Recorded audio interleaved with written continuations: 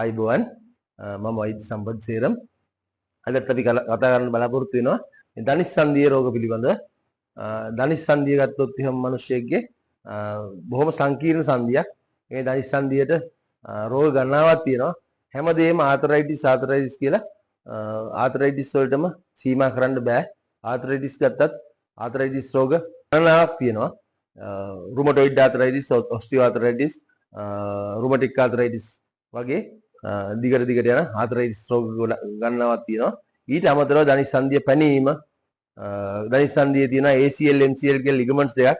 ඒ ලිගමන්ට්ස් පැනීම වගේ දේවල් තියෙනවා. ඉතින් ඒ දේවල් වලට නිසි විසඳුම් ලබා ගන්න නම් ඒ හරියටම ධනිස් සංධියට වෙලා තියෙන්නේ මොකද්ද කියලා අවබෝධ කරගෙන නිසි අවබෝධයෙන් ප්‍රතිකාරයක් කරන්න අවශ්‍ය වෙනවා.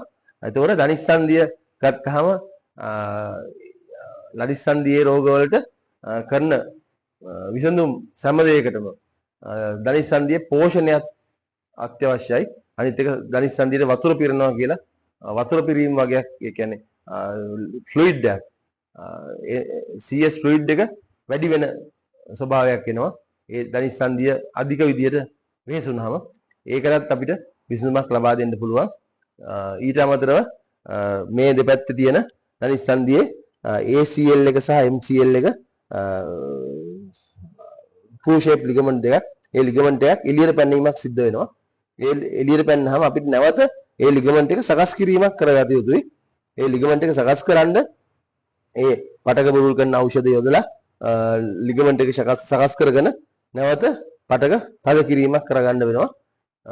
ඒතකොට ධනිස් සංධියට පෝෂණයක් ලබා දීමට, මේ කාට්ලේජ් වලට පෝෂණයක් ලබා දීමට කැට කෑල්ල වගේ දේවල් වලින් හදන පත්තු අතිවිශිෂ්ටයි.